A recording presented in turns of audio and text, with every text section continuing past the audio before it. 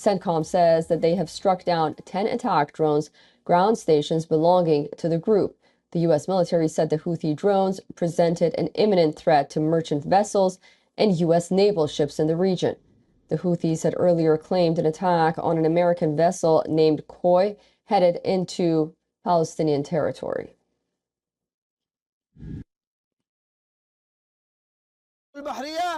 The naval forces of the Yemeni armed forces carried out a specific military operation targeting an American merchant ship, Koi, that was heading to the ports of occupied Palestine with several appropriate naval missiles that directly hit the vessel.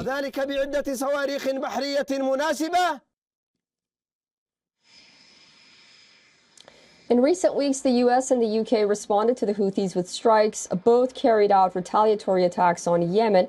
After this, the militant group declared all American and British vessels legitimate targets.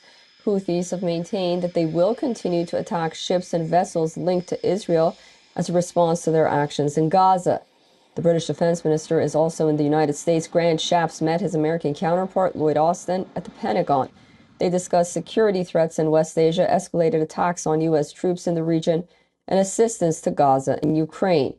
Austin thanked UK for London's steadfast support for the United States. The United Kingdom's partnership is pivotal to addressing the Houthis' reckless and illegal attacks against military vessels and commercial shipping in the Red Sea.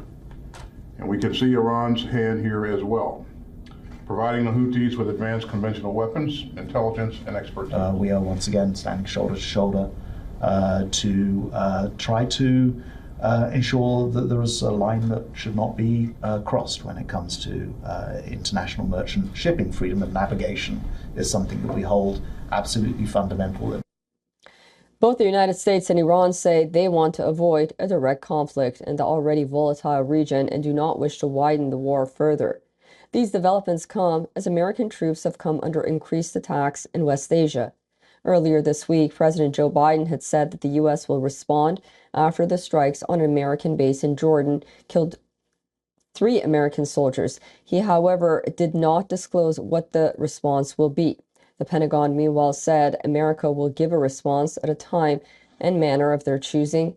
There are reports that American retaliatory action might be guided and multi-phased.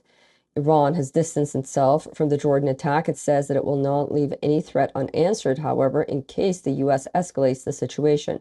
It had earlier said that Tehran does not direct resistant groups on its attacks or targets. Neither is it involved in its actions.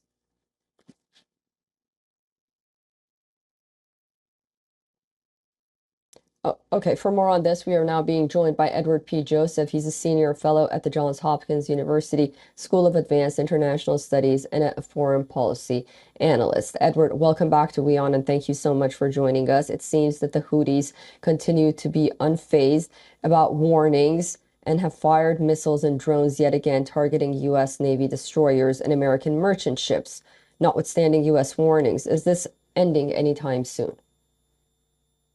Well, what will be starting sometime soon is the considerable U.S. response to the attacks in Jordan that your report referenced that, of course, killed those 3 U.S. service members. So that's the key development here, not an additional missile attempt by the Houthis. The Houthis, again, this is an Iranian proxy. Despite attempts by Iran to try to distance itself, there are credible reports of senior Iranian commanders on the ground in Yemen. And we know, of course, that Houthi capabilities are supplied from Iran. So the key next step here is what President Biden will do. The United States appears to be showing deliberation, even confidence in its ability to have an effective and appropriate range of strikes. Yesterday, the White House signaled that this spokesperson for the White House, John Kirby, signaled that do not just believe that the initial strike by the United States will be the last. So that's the key development here. That's what we're bracing for, and that's what Iran is bracing for. Please. And you talk about Jordan and the 3 American service members who were killed. The question remains, how will President Biden respond? What are your thoughts on that? Well, this is, again, this is quite interesting, is how the U.S. is taking its time there, and that is not always the case with the U.S. In these matters. Very often you see some immediate response, but the emphasis from the White House is, again, the message that came from the beginning, but repeated yesterday by the White House spokesperson, at a time and manner of our choosing, that is, of the U.S., of the Biden administration choosing. And that choosing appears to be being done in close and very deliberate, methodical way with the Pentagon and with the State Department, considering political implications, and obviously consultation with key partners in the region and key U.S. allies.